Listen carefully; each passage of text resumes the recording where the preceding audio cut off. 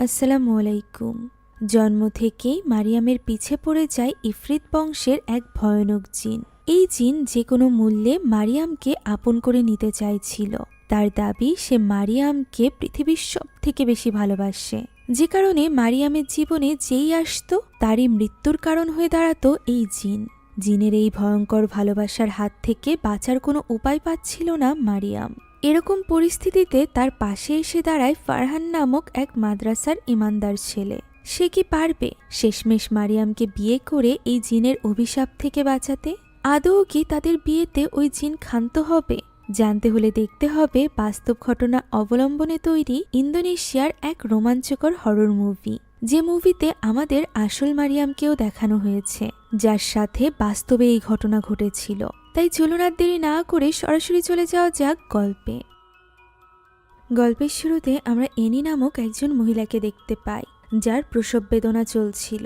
সে এখানে অনেক কষ্টে এক কন্যা সন্তানের জন্ম দেয়। তবে ওই রাতে যখন সকলে চলে যায়, ওই সময় ওই কন্যা সন্তানকে আমরা দেখতে পাই, যার চোখ সম্পূর্ণরূপে লাল ছিল।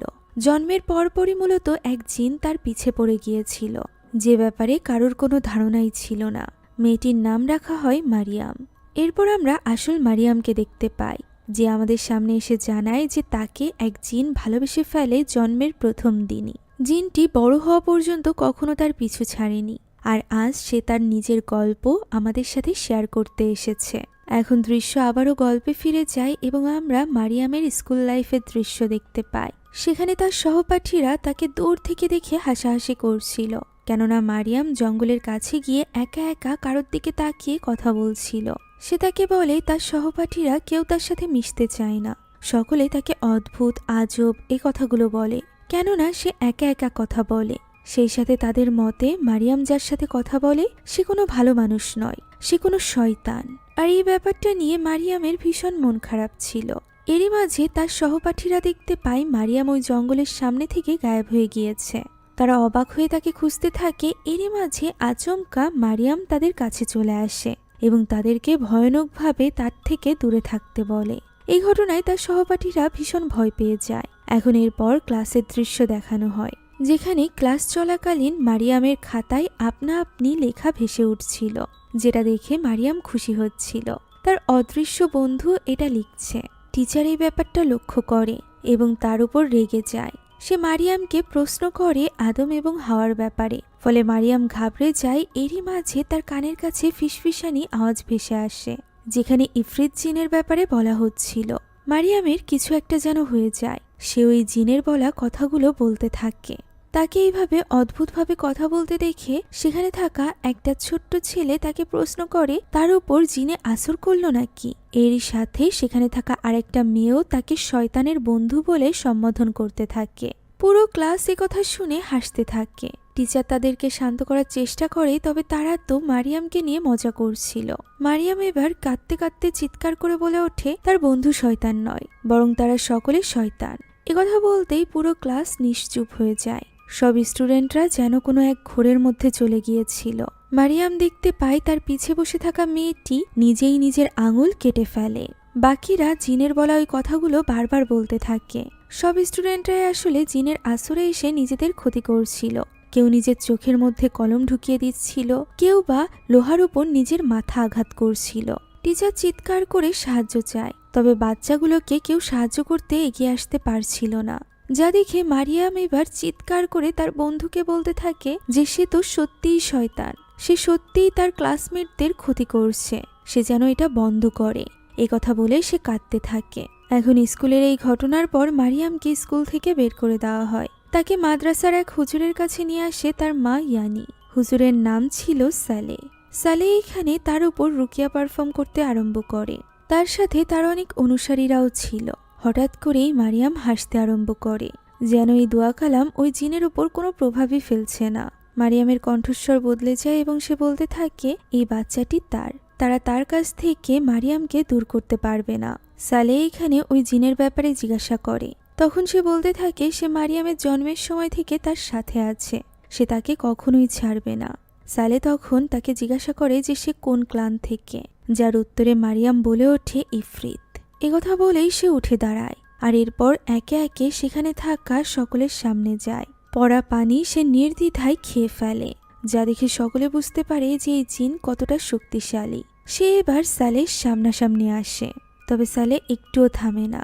সে দোয়া পড়া চালিয়ে যায় এবং এক পর্যায়ে মারিয়াম সেখানে অজ্ঞান হয়ে পড়ে যায়। সালে বুঝতে পেরেছিল এটুকুতে জিন থামবে না, তাই সে আবারও দোয়া পড়তে আরম্ভ করে। সে বুঝতে পারছিল জিন আশেপাশেই রয়েছে। এরই মাঝে তার অনুসারীদের মুখ থেকে রক্ত বের হতে শুরু হয়। তাদের মুখ থেকে অদ্ভুত সব জিনিস বের হচ্ছিল, আর এভাবেই এক পর্যায়ে তারা সকলে অজ্ঞান হয়ে যায়। সালের রুকিয়াও শেষ হয়। সে ফাইনালি ওই জিনকে শান্ত করতে সক্ষম হয়েছিল, তবে আজীবনের জন্য নয়। সে এই ব্যাপারটা মারিয়াম এবং তার মাকে বুঝিয়ে বলে। সে তাকে বলে যে বিভিন্ন জিনিসের মাধ্যমে জিন আমাদের সাথে জড়িয়ে যায়, আর এই জড়িয়ে যাওয়া জিনদেরকে দূরে সরানো খুবই কঠিন। আর যেহেতু মারিয়ামের সাথে এই জিন অনেক বছর ধরে আছে, তাই তাকে দূরে সরানো এতটা সহজ হবে না। এর উপর আবার এটা হলো ইফরিত জিন, যে জিন আদম আলাইহিওয়াসাল্লামের আগে থেকে এই পৃথিবীতে আছে। এই জিনগুলো হয় পাহাড়ের মতো বিশাল, তাদের শক্তির কোনো তুলনা নেই, আর এই কারণেই তাদেরকে বেশিরভাগ সময় কালো জাদুতে ব্যবহার করা হয়। তবে সালে বুঝতে পারছিল না যে মারিয়ামের সাথে এই জিন কিভাবে অ্যাটাচড হয়েছে। সে মারিয়ামকে প্রশ্ন করে যে সে তার বন্ধুকে পছন্দ করে কিনা। মারিয়াম উত্তরে বলে যে তার প্রথমে তো ভালো লাগতো, তবে তার ক্লাসমেটদের ক্ষতি করার পর থেকে তার বন্ধুকে তার সহ্য হচ্ছে না। সে চায় না তার বন্ধু আশেপাশে থাকুক, অর্থাৎ সে ওই জিনের কথা বলছিল। সালে বলে যে তাকে এই ব্যাপারে দৃঢ় হতে হবে এবং কখনোই হার মানা যাবে না। সালে তার সর্বোচ্চ চেষ্টা করবে ওই জিনকে মারিয়ামের থেকে দূরে রাখার। এভাবেই আশ্বাস দিয়ে সালে তাদেরকে বাড়ি পাঠিয়ে দেয়। ওই সময় সেখানে এই মাদ্রাসারই দুজন বাচ্চা ছেলে উপস্থিত ছিল, যারা মারিয়ামের বয়সী ছিল। এই ছেলে দুজনের নাম ছিল ফারহান এবং রিস্কি। এখন এভাবেই অনেক বছর কেটে যায়। মারিয়াম এখন বড় হয়ে গিয়েছে। সকালে ঘুম থেকে উঠে সে রেডি হয়ে নেয়, একটা বিশেষ লকেটওয়ালা চেন পরে। তখনই তার মা এসে জানায় বাইরে একজন ছেলে তার জন্য অপেক্ষা করছে, যে তাকে এই বিশেষ লকেটটি দিয়েছিল। আর এটা শুনে মারিয়াম লজ্জা পেয়ে যায় এবং তখনই রেডি হয়ে বেরিয়ে পড়ে। তবে ওই সময় আয়নায় তার প্রতিবিম্বকে দেখা যায়, যে কিনা রেগে গিয়েছিল মারিয়ামের উপর। হয়তোবা এটা ওই জিন ছিল। এখানে আমরা বাগাসের সাথে পরিচিত হই। বাগাস এবং মারিয়াম একে অপরকে পছন্দ করত, যে ব্যাপারটা ইয়ানিও জানত। বাগাস একটা ফ্যাক্টরিতে কাজ করত, আর সেখানেই কাজ করার জন্য সে মারিয়ামকে নিতে এসেছিল। এখন তাকে নিয়ে সে রওনা দেয়। যখন যাওয়ার পথে মারিয়াম বেশ অদ্ভুত জিনিস লক্ষ্য করে। এই অদ্ভুত ঘটনাগুলো এত বছরে তার সাথে ঘটছিল না। এখন তারা যাচ্ছিল, এরই মাঝে আচমকা তাদের সামনে কিছু বাস এসে পড়ে। বাগাস এগুলো সরিয়ে নিতে থাকে। ওই সময় মারিয়াম পেছনে কাউকে একটা লক্ষ্য করে, যেন কেউ তাকে ফলো করছিল। এখন এই ব্যাপারে গুরুত্ব না দিয়ে তারা ফ্যাক্টরিতে গিয়ে পৌঁছায়। সেখানে বাকি সকলের ব্যবহার থেকে আমরা বুঝতে পারি এখানে শুধুমাত্র বাগাস বাদে মারিয়ামকে আর কেউই পছন্দ করত না। তারা সকলে জানতো ছোটবেলাতে মারিয়ামের সাথে কি ঘটেছে। তারা তো এখনো মনে করত যে মারিয়ামের পেছনে ওই জিন রয়েছে, যে কারণে সকলে তার থেকে দূরত্ব বজায় রাখত। সেখানে থাকা দুজন মেয়ে মারিয়ামকে প্রশ্ন করতে থাকে, এবার কি বাগাসেরও ক্ষতি করবে সে? এর আগে আদি নামক একজন ছেলে, যে কিনা মারিয়ামকে পছন্দ করত, তার অদ্ভুতভাবে মৃত্যু হয়েছিল। সকলের ধারণা ওই জিনই আদির উপর হামলা করেছিল এবং তাকে খুন করে ফেলেছিল। এখন হয়তো বা বাগাসেরও অবস্থা আদির মতোই হবে। একজন মেয়ে তো মারিয়ামকে জিজ্ঞাসা করে যে তার ওই জিন বন্ধু তাকে টাকা দেয় না কেন, টাকা দিলে তো তার এখানে কাজ করতে আসা লাগতো না। এইসব নিয়ে সে উল্টোপাল্টা বলতে থাকে। তখনই সেখানে চলে আসে বাগাস। সে তাদের মুখ বন্ধ করে দেয়। সেই সাথে বলে আজ তাদেরকে এক্সট্রা কাজ করতে হবে। তাদের সাথে সমুদ্র তীরে যেতে হবে মাছ ধরতে সন্ধ্যার সময়। এই কথা বলে সে সেখান থেকে যাওয়ার সময় মারিয়ামকেও তাদের সাথে যেতে বলে। মারিয়াম হ্যাঁ না কিছু বলে না। তখন ওই মেয়েটি বলে যে তাকে রক্ষা করার জন্য বাগাস তো আছেই, তার কিসের চিন্তা। এখন ওই দিন মাগরিবের রক্তের দৃশ্য দেখা যায়, যেখানে মারিয়াম, ওই মেয়েটি এবং আরও একজন ছেলের সাথে বাগাস গিয়ে পৌঁছায় সমুদ্রের তীরে। সেখানে ফ্যাক্টরির মধ্য দিয়ে তারা সমুদ্রের দিকে এগিয়ে যাচ্ছিল। ওই সময় আমরা মারিয়ামকে দেখতে পাই, যার মুখে ছিল এক ভয়ানক হাসি। হঠাৎ করেই সে একটা স্থানে এসে থমকে যায়। লাইটগুলো ফ্লিকার করতে থাকে। সেখানে অন্য দুজন ছেলে মেয়ে ভয় পাচ্ছে দেখে বাগাস তাদেরকে বকাঝকা করে এবং তাদেরকে বলে যে মারিয়াম তো তাদের থেকেও বেশি সাহসী। যা শুনে ছেলেটি বলে ওঠে, মারিয়ামের বন্ধুই তো জিন, সে কেন ভয় পাবে? এ কথা বলতেই সে পিছে ঘুরে তাকাতেই সকলে হতবাক হয়ে যায়। মারিয়াম দেখতে একদমই ভয়ানক হয়ে উঠেছিল, তার চোখের রঙও বদলে গিয়েছিল। ওই সময় আমরা আসল মারিয়ামকে দেখতে পাই, যে কিনা তখনও পর্যন্ত ফ্যাক্টরিতে ছিল, অর্থাৎ সে বাগাসদের সাথে যায়নি। তাহলে বাগাসদের সাথে এই মুহূর্তে সেখানে কে উপস্থিত রয়েছে? তখনই চিৎকার চেঁচামেচির শব্দ শোনা যায়। মারিয়াম তার সাথীদের সাথে দৌড়ে চলে যায় সমুদ্রের তীরে। সেখানে যেতেই তারা দেখতে পায় ওই তিনজনকে ভয়ানকভাবে ওই জিন বশে নিয়ে রেখেছে। তাদের মুখ থেকে রক্ত বের হচ্ছে, তারা তিনজনই ছটফট করছে। মারিয়াম এটা দেখে এবার চিৎকার করতে থাকে এবং ওই জিনকে বলে তার বন্ধুদেরকে ছেড়ে দিতে। এই পর্যায়ে সত্যি সকলে শান্ত হয়ে যায়, সবকিছু স্বাভাবিক হয়ে যায়।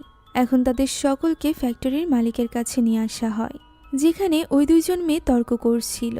একজনের মতে মারিয়াম পুরো টাইমটা ফ্যাক্টরির ভেতরে ছিল, তবে অন্যজনের মতে সে তো তাদের সাথে অর্থাৎ বাগাসদের সাথে ওই সমুদ্রের তীরে গিয়েছিল, তবে হঠাৎ করেই পজেস হওয়ার পর সে গায়েব হয়ে যায়। আর এরপর কি হয় তা তারা তিনজনও জানে না। এখন বিরক্ত হয়ে মালিক মারিয়াম এবং বাগাস বাদে সকলকে বেরিয়ে যেতে বলে।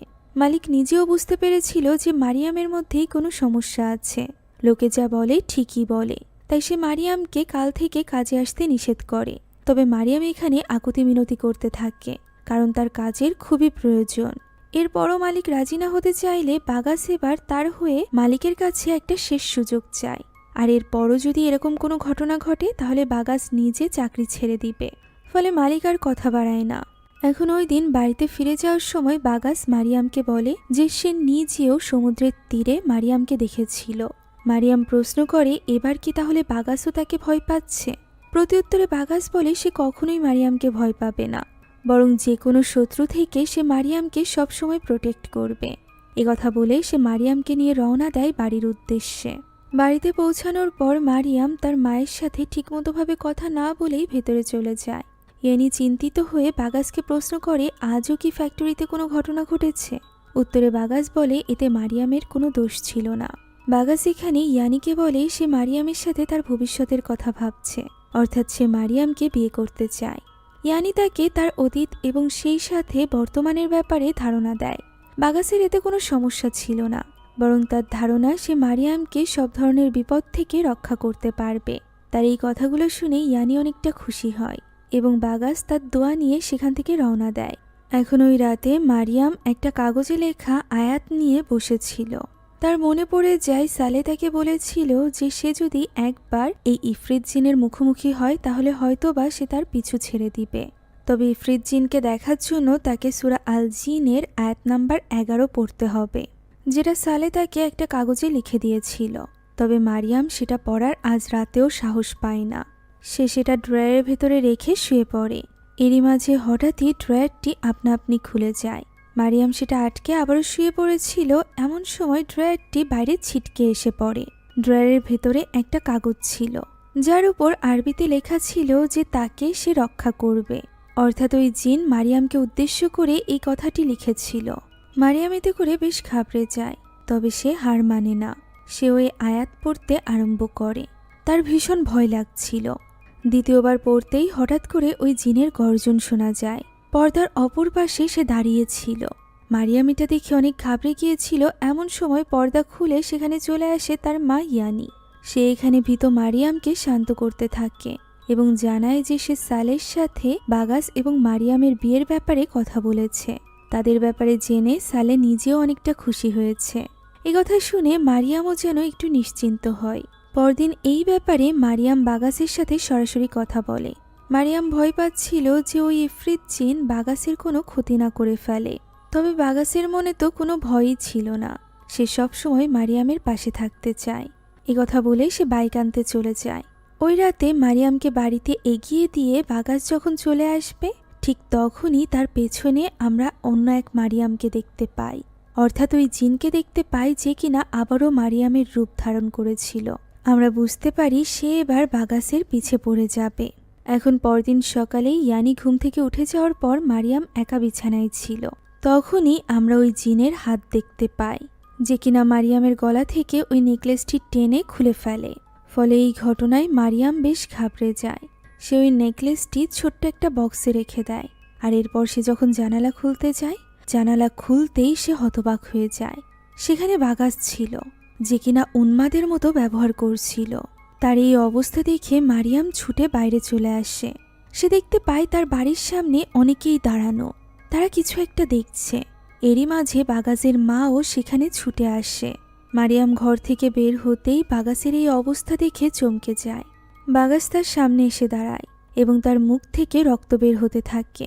বেরিয়ে আসে একটা কাটা জিহবা, যা দেখে তার মা তার কাছে ছুটে আসলে সে তার মাকে ইশারায় ছুঁড়ে ফেলে দেয়। আর এরপর সামনে থাকা কাঠে নিজের মাথা আঘাত করতে থাকে। ভালোবাসার মানুষটির এই অবস্থা দেখে মারিয়াম কি করবে তা বুঝে উঠতে পারছিল না। তার মা কোনোভাবে তাকে শান্ত করার চেষ্টা করতে থাকে। এদিকে এইভাবেই মাথায় আঘাত করতে করতে বাগাস সেখানেই শেষ হয়ে যায়। এখন তার দাফনের দৃশ্য দেখা যায়, যেখানে ছুটে চলে আসে মারিয়াম। তবে তাকে দেখে অনেক বেশি রেগে গিয়েছিল বাগাসের মা। ছেলের মৃত্যুর জন্য সে মারিয়ামকেই দায়ী করতে থাকে। তার কবরের আশেপাশেও সে মারিয়ামকে দেখতে চাইছিল না, যা দেখে ইয়ানি মারিয়ামকে নিয়ে সেখান থেকে চলে যায়। তখনই একটা ছোট্ট বাচ্চা মেয়ের মধ্যে থাকা জিন সালের হাত ধরে এবং জিজ্ঞাসা করে যে সে কি এখনও তাকে হারাতে পারবে বলে মনে করে। সে তো মানুষ খুন করতেও পর্যন্ত পারে। যার প্রতি উত্তরে সালে বলে জন্ম মৃত্যু মহান আল্লাহ তাআলার হাতে, জিনের ইচ্ছাতে কোনো কিছু হবে না। এদিকে মারিয়ামকে জোর করে বাড়িতে নিয়ে এসেছিল ইয়ানি, কিন্তু মারিয়াম তো এই সব কিছুর জন্য নিজেকেই দায়ী মনে করছিল। ইয়ানি তখন দরজা খুলছিল, এরই মাঝে মারিয়াম সেখান থেকে কোথাও একটা চলে যায়। সে দেখতে পায় সমুদ্রের তীরে মারিয়াম একা একা দাঁড়িয়ে আছে। ইয়ানি তার কাছে ছুটে যায়। মারিয়াম বলতে থাকে যে সে নিজেকে শেষ করে দিতে চায়, সে মরলেই সব কিছু ঠিক হবে। তার মা তাকে আটকাচ্ছিল, এরই মাঝে সেখানে সালে চলে আসে এবং মারিয়ামকে হার মানতে নিষেধ করে। ওই জিন তো এটাই চায়। এরই মাঝে ওই জিনের উপস্থিতি সে টের পায় এবং সেদিকে তাকিয়ে বলে ওঠে, মানুষ জিনের থেকেও বেশি শক্তিশালী। এখন ওই রাতে সালে মারিয়ামের জন্য তাহাজ্জুদের নামাজ পড়বে বলে ঠিক করে। তাই সে রিজকিকে বলে যায় যে সকাল হওয়া পর্যন্ত কেউ যেন তাকে ডিস্টার্ব না করে এবং ফারহান আসলেই যেন সে তার কাছে পাঠিয়ে দেয়। এখন সে মসজিদে গিয়ে নামাজ আদায় করে। ওই সময় পর্দার পেছনে ওই জিনের উপস্থিতি আমরা দেখতে পাই। সালে এই ব্যাপারে জানতো না এবং সে তজমি পড়তে শুরু করে। তার সাথে সাথে পিছে থাকা ওই জিনও অনবরত তজমি পড়তে থাকে।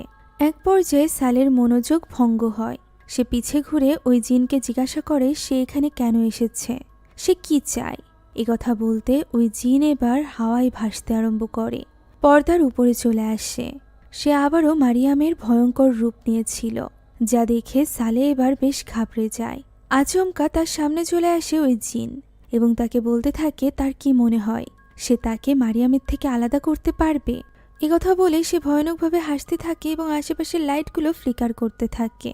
দৃশ্য চলে যায় মারিয়ামের কাছে, যে ঘরে একা শুয়েছিল। ঘুম ভাঙতেই সে নিজের পাশে সালেকে দেখতে পায়, যে মারিয়ামকে জিজ্ঞাসা করে যে আজ রাতে সে নামাজ পড়েছে কিনা। মারিয়াম হ্যাঁ বললে সালে জিজ্ঞাসা করে সে কি চায়। মারিয়াম বলে সে একটা স্বাভাবিক সুস্থ সুন্দর জীবন চায়। সালে বলে নিয়মিত নামাজ পড়া এবং মহান আল্লাহ তাআলার কাছে সাহায্য চাওয়ার মাধ্যমে সে এই জীবন নিশ্চয়ই পাবে। কথা বলে সে সেখান থেকে চলে যাচ্ছিল। মারিয়াম তাকে আটকালে সে বলে তার সময় চলে এসেছে, তাকে যেতে হবে। মারিয়াম কেঁদে জিজ্ঞাসা করে যে সে চলে গেলে মারিয়াম কিভাবে বাঁচবে। তখন সালে তাকে হার মানতে নিষেধ করে এবং মহান আল্লাহ তাআলার কাছে আত্মসমর্পণ করতে বলে। আর এই স্বপ্নের সাথেই পরদিন সকালে মারিয়ামের ঘুম ভাঙে। ঘুম ভাঙতেই সে যেন সবটা বুঝতে পারছিল। সে বুঝতে পারছিল সালে তাদেরকে ছেড়ে চলে গিয়েছে।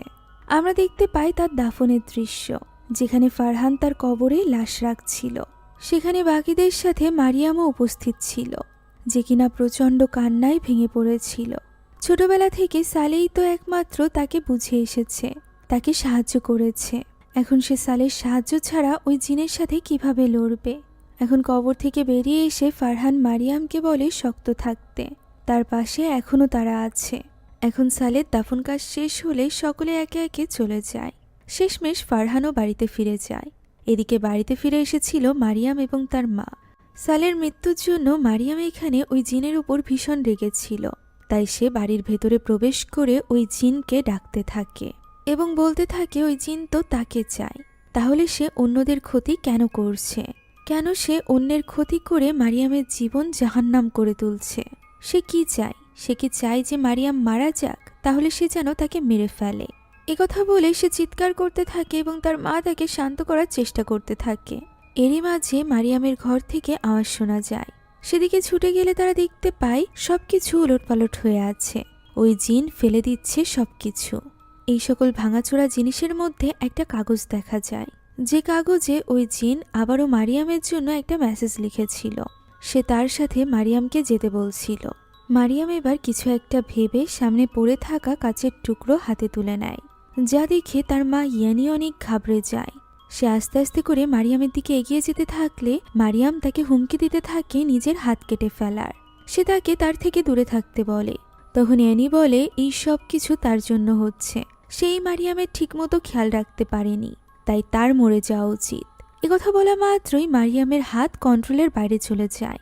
এবার তার হাত ওই জিন কন্ট্রোল করে ইয়ানিকে মেরে ফেলানোর চেষ্টা করতে থাকে। মারিয়াম আপ্রাণ চেষ্টা করছিল নিজের হাতকে নিয়ন্ত্রণ করার। এর এক পর্যায়ে সে নিজের অন্য হাতে আঘাত করে। হাত থেকে রক্ত বের হতে শুরু হয় এবং সবকিছু থেমে যায়। যেহেতু সে নিয়ন্ত্রণের বাইরে চলে যাচ্ছিল, তাই বাধ্য হয়ে এনি এবার মারিয়ামকে বিছানার সাথে বেঁধে রাখে। একমাত্র মেয়ের সাথে এরকম করতে তার একদমই ভালো লাগছিল না, যে কারণে সে বারবার মারিয়ামের কাছে ক্ষমা চাইতে থাকে। মারিয়াম এখানে কিছুই বলে না, কেননা সে জানতো তার মাও কতটা অসহায়। এখন এভাবেই সে ঘুমিয়ে পড়ে এবং এনি সেখান থেকে চলে যায়। মাঝরাতের দিকে হঠাৎ করে দরজার কাছে কাউকে একটা দেখা যায়। মারিয়ামের ঘুম ভেঙে যায়। ঘুম ভাঙতেই সে চমকে ওঠে, কেননা তার সামনে ছিল লাল চোখওয়ালা ওই ভয়ানক জিন। সে ভয়ে চোখ বন্ধ করে নেয়, আর এরপর চোখ মেলতেই ওই জিন তার উপরে চলে আসে। পরদিনকার দৃশ্য আমরা দেখতে পাই। সকাল হতেই মারিয়াম চলে আসে সমুদ্রের তীরে। সে এবার নিজেকে শেষ করে দিতে চাইছিল, তাই সে সমুদ্রের পানিতে নেমে যেতে শুরু করে। তবে তাকে দূর থেকে দেখে ফেলে ফারহান। সে ছুটে চলে যায় মারিয়ামকে আটকানোর জন্য। তখন সে দেখতে পায় মারিয়াম আসলে ওই জিনের বশে। সে ফারহানকে বলে মারিয়ামের থেকে তাকে কেউ আলাদা করতে পারবে না। তখন ফারহান বলে তার সাথে লড়াই করতে, যার প্রত্যুত্তরে ওই জিন বলে সালেকে সে শেষ করে দিয়েছে। সালের মোকাবেলায় ফারহান তো কিছুই না। তবে ফারহান হার মানে না। সে মারিয়ামের মাথায় হাত রেখে রুকিয়া করতে আরম্ভ করে। এক পর্যায়ে ওই জিন হার মেনে নেয় এবং মারিয়ামের শরীর ছেড়ে দেয়। তখন ফারহানি তাকে পানি থেকে উপরে তুলে নিয়ে আসে। জ্ঞান ফেরার পর মারিয়াম নিজের সামনে ফারহানকে দেখে। ইয়ানিও সেখানে ছিল। ফারহান এখানে নিজের পরিচয় দেয় এবং মনে করিয়ে দেয় যে ছোটবেলায় মাদ্রাসায় তাদের দেখা হয়েছিল। যদিও মারিয়ামের মনে ছিল না। মারিয়াম তো এখানে সালের মৃত্যুর জন্য তখনও পর্যন্ত নিজেকেই দায়ী করছিল। তবে ফারহান তাকে নিষেধ করে। সে বলে সালের সাথে শেষবারের মতো দেখা করার সুযোগ সে পায়নি। তবে সে নিশ্চিত সালে কখনোই নিজের মৃত্যুর জন্য মারিয়ামকে দায়ী করবে না। কারোর মৃত্যু কোনো মানুষের হাতে নেই, এটা শুধুমাত্র মহান আল্লাহ তাআলার ইচ্ছা। এভাবেই সে মারিয়ামকে বুঝিয়ে নেয়। ইয়ানিও তাকে বাড়ি ফেরার সময় বলতে থাকে হার না মানতে। এখন ওই রাতে মারিয়াম যখন নামাজ পড়ছিল, তখন আচমকা তার পান নিচ থেকে জায়নামাজটা দূরে সরে যায়। মারিয়াম ইস্তেগফার পড়ে ওই জিনকে বলে যে সে যেন নামাজের সময় তাকে ডিস্টার্ব না করে। একথা বলে সে আবারও নামাজ পড়তে আরম্ভ করে। অন্যদিকে ওই একই সময় ফারহানকে দেখা যায় সালের কবরের কাছে। সে সেখানে সালের রেখে যাওয়া শেষ চিঠিটি নিয়ে বসেছিল। এই চিঠিতে সালে তাকে মারিয়ামের খেয়াল রাখতে বলেছিল। সালে চাইছিল ফারহান যাতে মারিয়ামের দায়িত্ব নেয়, অর্থাৎ তাকে বিয়ে করে তাকে নিরাপত্তা দান করে। এটা জানার পর ফারহান সালেকে উদ্দেশ্য করে বলে যে সে নিশ্চয়ই তার কথা মানবে। একথা বলে সে সালের রূর মাগফিরাতের জন্য দোয়া করতে থাকে। সে যা যা পড়ছিল পাশ থেকে কয়েকজন একসাথে পড়তে থাকে। সেদিকে তাকাতেই সে দেখতে পায় বোরখা পরা বেশ কয়েকজন মহিলা সেখানে বসে জিকির করছে। ফারহান তাদেরকে সালাম দেয়। এরই মাঝে ওই জিন তার পাশে চলে আসে যে মারিয়ামের পিছে পড়ে আছে। সে ফারহানকে সাবধান করে বলে যে এই পথে এগোলে ফারহানের জন্য শুধুমাত্র মৃত্যু আছে, এছাড়া আর কিছুই না। তবে ফারহান এতে ভয় পায় না।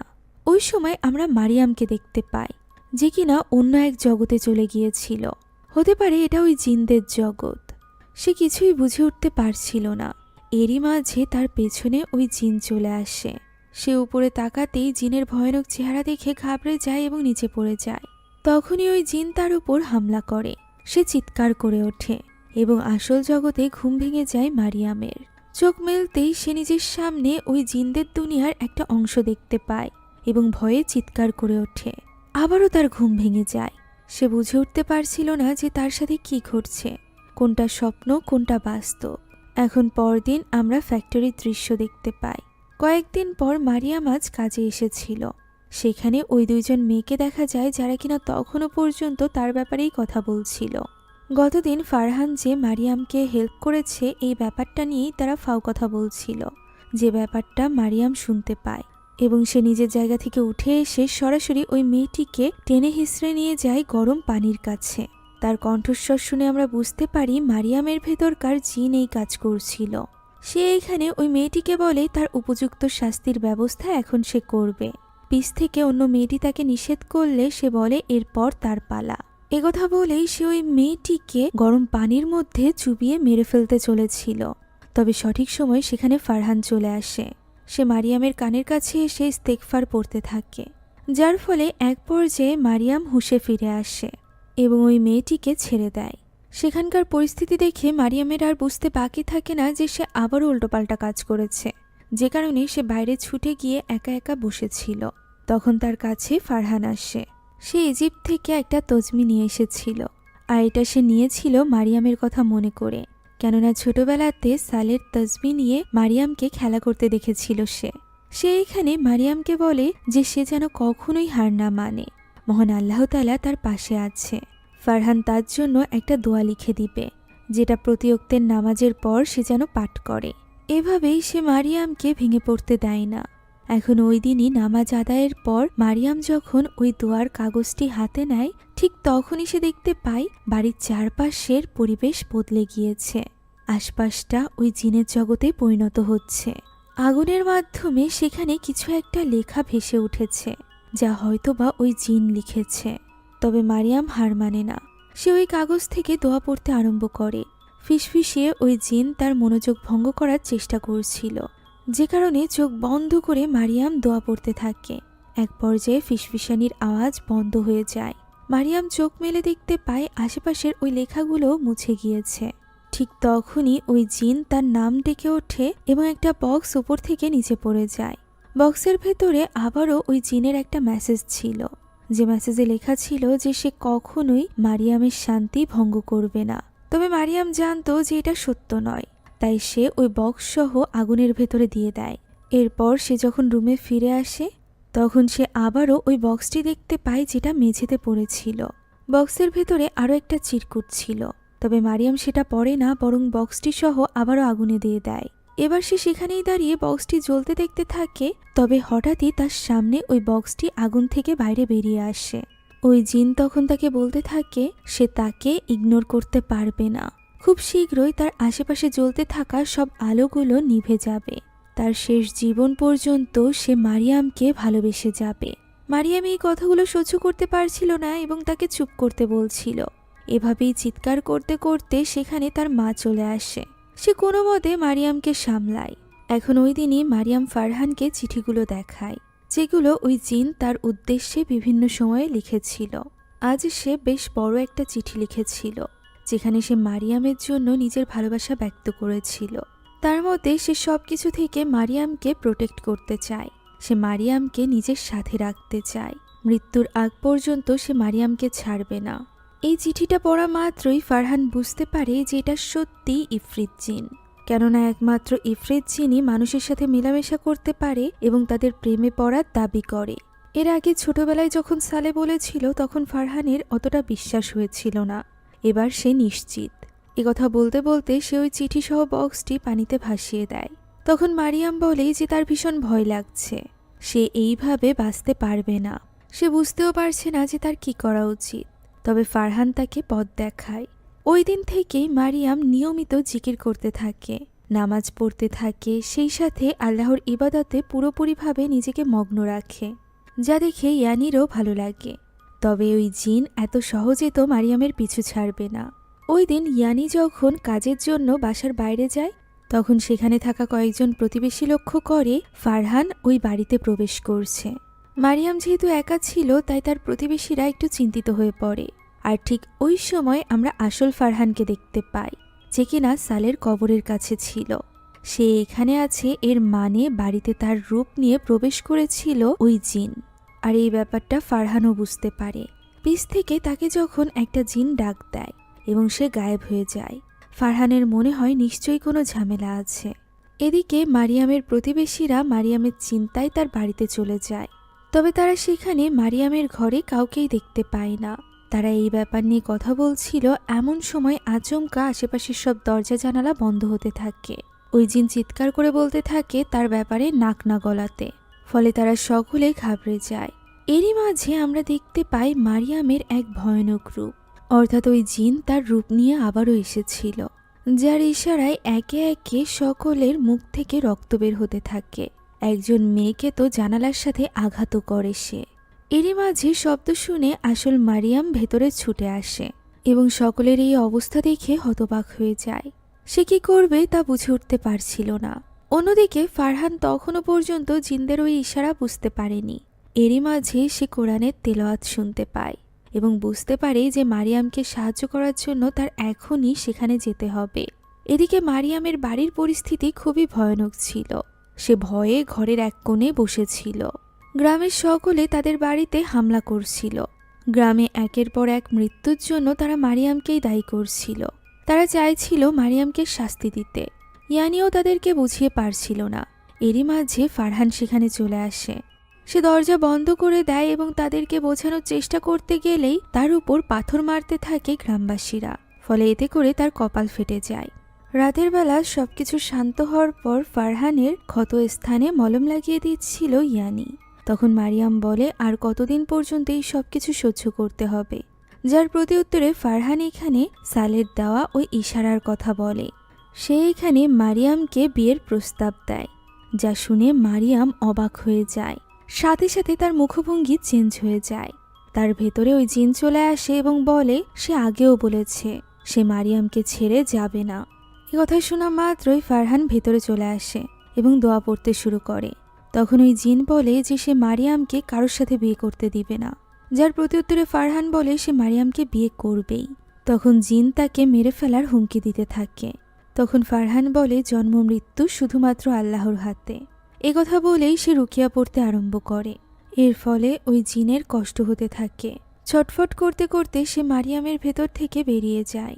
এখন ওই রাতে ফারহান চলে যাওয়ার পর মারিয়াম ইয়ানিকে বলে যে তার ফারহানের জন্য চিন্তা হচ্ছে।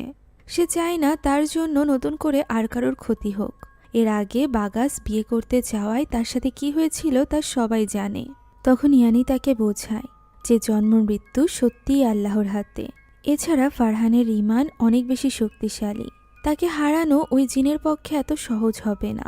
সে সবকিছু জেনেই মারিয়ামের পাশে এসে দাঁড়িয়েছে। মারিয়াম নিজেও ভালোবাসা ডিজার্ভ করে, যে কারণে তাকে ফারহানকে সুযোগ দেওয়া উচিত। এখন পরদিন মাদ্রাসায় আমরা ফারহানের সাথে মারিয়ামকে কথা বলতে যেতে দেখতে পাই, যেখানে মারিয়াম ফারহানকে বলে সে তার উপর দয়া দেখিয়ে তাকে বিয়ে করছে না তো, যার উত্তরে ফারহান বলে যে একদমই না। সে মারিয়ামকে মন থেকে একসেপ্ট করে নিয়েছে আর একমাত্র মারিয়ামের মর্জি থাকলেই সে তাকে বিয়ে করবে। সে অনেক সুন্দরভাবে মারিয়ামের প্রশংসা করছিল, যা শুনে তার ভালো লাগে। এরই মাঝে আচমকা ফিসফিসানি আওয়াজ শোনা যায়। জিন মারিয়ামকে বলতে থাকে যে তার ভালোবাসার নকল, যা শোনা মাত্রই মারিয়াম সেখান থেকে ছুটতে আরম্ভ করে। জিনের আওয়াজ তখনও তার পিছু করছিল। সে ফারহানকে স্বার্থপর, সেই সাথে ক্ষমতার লোভে মারিয়ামকে বিয়ে করতে চাইছে এইসব কথা বলতে থাকে। তবে মারিয়াম ছুটতে ছুটতে বাড়িতে চলে আসে। বাড়িতে এসেই সে ইস্তেগফার পড়তে থাকে। এভাবেই দোয়া পড়তে পড়তে সে নিজের ঘরে আসতেই হতবাক হয়ে যায়। উপরে আবারও জিনদের জগৎ দেখা যাচ্ছিল। সেই সাথে চারিদিকের দেওয়ালে কিছু লেখা ভেসে উঠেছিল। মারিয়াম চিৎকার করে ওই জিনকে বলতে থাকে তার থেকে দূরে থাকতে, তার জীবন নিয়ে আর না খেলতে। তবে পুরো দেওয়ালে একটা কথাই বারবার লেখা উঠছিল, আর সেটা হলো মারিয়ামকে তার মতো করে কেউ ভালোবাসতে পারবে না। তখন মারিয়াম বলতে থাকে যে সে ফারহানকে বিয়ে করতে চায় এবং তাকেই সে বিয়ে করবে। কথা বলে সে ঘরের এক কোণে বসে দোয়া পড়তে থাকে। এভাবেই দোয়া পড়তে পড়তে এক পর্যায়ে তার মায়ের ডাকে তার হুঁশ ফেরে। সে দেখতে পায় চারিদিক স্বাভাবিক হয়ে গিয়েছে। সে তার মাকে বলতে থাকে যে সে শান্তি চায়, সে শান্তিপূর্ণ একটা জীবন চায়। এখন ফারহানকে জানিয়ে দেওয়া হয়েছিল যে মারিয়াম বিয়েতে রাজি, যে কারণে ফারহান ঠিক করে মাদ্রাসার সকলে মিলে আজ সারা রাত নামাজ পড়বে। একটানা ফজর পর্যন্ত নামাজ আদায় করে তারা ফাইনালি কবুল বলে একে অপরকে স্বীকার করে নিবে। এখন এই কথা অনুযায়ী মারিয়াম মাদ্রাসায় চলে যায়। রাতের বেলা সে যখন অজু করছিল তখন আশেপাশে কেউই ছিল না। অজু শেষে খিমার নেওয়ার সময় আচমকা বাথরুমের লাইটটি বন্ধ হয়ে যায়। মারিয়াম সেদিকে দেখছিল, এমন সময় পিছ থেকে জোরে তাকে ডাক দেয় ওই জিন। চমকে উঠে মারিয়াম পিছে ঘুরে তাকায়, আর ঠিক তখনই ওই জিন তাকে অন্ধকারে টেনে নিয়ে যায়। এদিকে প্রায় সকলেই নামাজের জন্য চলে এসেছিল, তবে মারিয়াম তখনও আসেনি, যা দেখে ইয়ানি চিন্তিত হয়ে পড়ে এবং ওয়াশরুমে চলে যায় তাকে খুঁজতে। সেখানে মারিয়াম কোথাও ছিল না, তবে তার হিজাব খিমার দেখে সে বুঝতে পারে নিশ্চয়ই সে কোনো বিপদে পড়েছে। তাই ইয়ানি ছুটে চলে আসে ফারহানের কাছে। ফারহান যখন জানতে পারে যে মারিয়াম গায়েব হয়ে গিয়েছে তখন সে অন্য পথ অবলম্বন করে। সে ইয়ানিকে বলে তাকে বিয়ের জন্য দোয়া করতে। মারিয়াম যেহেতু বিয়ের জন্য মন থেকে রাজি হয়েছিল, তাই সে তার মায়ের উপস্থিতিতে মারিয়ামের দায়িত্ব নিবে। মহান আল্লাহ তাআলার ইচ্ছায় মারিয়াম যেখানেই থাকুক না কেন, সে মন থেকে যেহেতু ফারহানকে অ্যাকসেপ্ট করে নিয়েছে, তাই তাদের বিয়ে নিশ্চয়ই মহান আল্লাহ তাআলার কাছে কবুল হবে। ওই সময় আমরা মারিয়ামকে দেখতে পাই, যাকে জিনের জগতে নিয়ে গিয়ে বন্দি করে রেখেছিল ওই ইফরিত জিন। সেখানে হুঁশ ফিরতেই সে রাস্তা খুঁজতে আরম্ভ করে। সে বুঝতে পারছিল না যে সে এই জগৎ থেকে কিভাবে বের হবে। সে চারিদিক থেকে চিৎকারের আওয়াজ শুনছিল এবং সেগুলোই ফলো করে দৌড়াচ্ছিল। এরই মাঝে সে কয়েকটা ভয়ানক জিনকে দেখতে পায়, যারা একটা বাচ্চাকে হাতে হাতে করে সামনের দিকে এগিয়ে দিচ্ছিল। এক বিশাল আকৃতির জিনের হাতে ওই বাচ্চাটিকে তুলে দেওয়া হয়। যে বাচ্চাটিকে হাতে নিয়ে ওই জিনটি সামনের দিকে এগিয়ে যায়। মারিয়াম আর সময় নষ্ট না করে সেখান থেকে পালাতে শুরু করে। এরই মাঝে ওই জগতেই সে ফারহানের কণ্ঠ শুনতে পায়, যেখানে ফারহান দোয়ার মাধ্যমে মহান আল্লাহ তাআলার দরবারে মারিয়ামকে নিজের স্ত্রী হিসাবে কবুল করে নিচ্ছিল। মারিয়াম এই কথাগুলো শুনে আরও মরিয়া হয়ে পড়ে ওই জগৎ থেকে বের হওয়ার রাস্তা খুঁজতে। সে চারিদিকে ছুটাছুটি করতে থাকে। এরই মাঝে সেখানে আমরা ওই জিনের উপস্থিতি দেখতে পাই, যে কিনা মারিয়ামকে ফলো করছিল। এদিকে হুজুরও বিয়ে পড়াতে শুরু করেছিল। সে ফারহানকে মারিয়ামের ব্যাপারে বলে কবুল বলতে বলে। তবে ফারহান কবুল বলতে যাবে এমন সময় চারিপাশে রাখা পবিত্র পানির বোতলগুলো ভাঙতে শুরু করে। তবে মারিয়াম তখনও পর্যন্ত ফারহান এবং হুজুরের কণ্ঠস্বর শুনতে পারছিল। এদিকে ফারহানও হার মানে না। আবারও হুজুর তাকে একই কথা জিজ্ঞাসা করে কবুল বলতে বললে চারিদিকে বাতাস শুরু হয়ে যায়। তবুও ফারহান থামে না। সে দ্বিতীয়বার কবুল বলা মাত্রই তার হাত হুজুরের হাত থেকে দূরে ছিটিয়ে দেয় ওই জিন। চারিদিকে ভয়ানকভাবে বাতাস হতে থাকে। সেখানে থাকা সকলে ভয় পেয়ে যাচ্ছিল। এদিকে মারিয়ামও ওই জিনের কাছ থেকে ছুটে পালাচ্ছিল। এভাবেই পালাতে পালাতে সে এক পর্যায়ে নিচে পড়ে যায়। এদিকে ফারহান তৃতীয়বার কবুল বলার আগেই সেখানে থাকা সকলে অসুস্থ হতে আরম্ভ করে। অনেকের মুখ থেকে রক্ত পড়ছিল, যা দেখে সেখানে থাকা সকলে ব্যস্ত হয়ে পড়ে। তাদের এই অবস্থা দেখে ফারহানও চিন্তিত হয়ে পড়ে। অন্যদিকে জিনের জগতে মারিয়ামের সামনে দাঁড়িয়েছিল ওই ভয়ানক জিন। পিছে ঘুরতেই সে দেখতে পায় ওই জিন তো তাকে ঘিরে রেখেছে। সে এবার মারিয়ামকে বলতে থাকে যে মারিয়াম কিভাবে তাকে না গ্রহণ করে অন্য কাউকে গ্রহণ করার কথা ভাবছে। সে ছোটবেলা থেকেই মারিয়ামকে প্রোটেক্ট করে এসেছে। সে মারিয়ামের প্রতি যতটা লয়াল, ততটা লয়াল কেউ কোনোদিনও মারিয়ামের প্রতি হতে পারবে না। সে মারিয়ামকে প্রচণ্ড ভালোবাসে। তখন মারিয়াম বলতে থাকে যে সে তার আপনজনদের থেকে মারিয়ামকে সবসময় দূরে রেখেছে। এছাড়া একজন মানুষের সাথে মানুষেরই বিবাহ হয়, কোনো জিনের সাথে নয়। সে জিনকে নিজের স্বামী হিসাবে কখনোই গ্রহণ করবে না। অন্যদিকে মারিয়ামের মতো ফারহানও ছিল দৃঢ়। তার নিজের মুখ থেকেও রক্ত বের হচ্ছিল, তবুও সে শেষমেশ তৃতীয়বারের মতো কবুল পড়ে। আর এভাবেই তাদের বিয়ে সম্পন্ন হয়। তবে জিনদের জগতে ওই জিন তখনও মারিয়ামকে এই জগতে ফিরতে দিচ্ছিল না। সে মারিয়ামের সামনে এসে বলে যে সে কখনোই তার পিছু ছাড়বে না। তখনই আসল দুনিয়া থেকে ফারহান দোয়া পড়তে আরম্ভ করে। যেহেতু বিবাহের এক পবিত্র বন্ধন তাদের মধ্যে তৈরি হয়েছিল, তাই এই দোয়া মারিয়ামও শুনতে পারছিল। সেও ফারহানের সাথে একই সাথে দোয়া পড়তে থাকে, যার প্রভাব পড়তে শুরু করে ওই জিনের উপর। জিন বুঝতে পারে যে সে মারিয়ামকে বেশিক্ষণ আটকে রাখতে পারবে না, তাই সে চিৎকার করে ওঠে। এদিকে দোয়া শেষ করে ফারহান দেখতে পায় চারিদিক শান্ত হয়ে গিয়েছে। যারা ছটফট করছিল তারা সকলে এখন শান্ত হয়ে গিয়েছে, বাতাসও থেমে গিয়েছে। সে মারিয়ামকে নিয়ে চিন্তিত ছিল, ঠিক তখনই দেখা যায় মারিয়াম এগিয়ে আসছে ওই মসজিদের দিকে। অর্থাৎ সে জিনদের দুনিয়া থেকে বেরিয়ে আসতে সক্ষম হয়েছিল।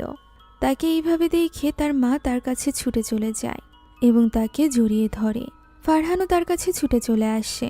ফারহানকে দেখে মারিয়াম কিছুক্ষণ তার দিকে তাকিয়ে থাকে, আর এরপর তার কোলেই অজ্ঞান হয়ে পড়ে। আমরা আবারও আসল মারিয়ামকে দেখতে পাই, যে বলে ওই দিন ফারহানের সাথে তার বিয়ে হয়ে গিয়েছিল।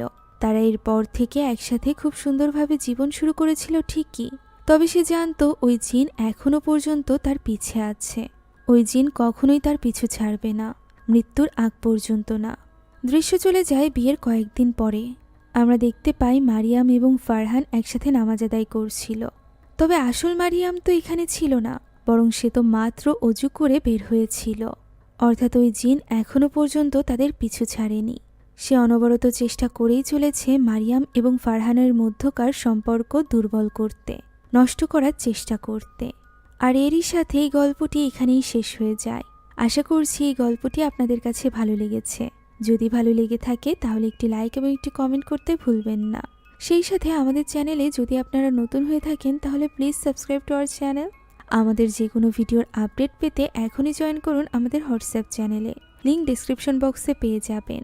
Thank you so much for watching this video. আল্লাহ হাফেজ।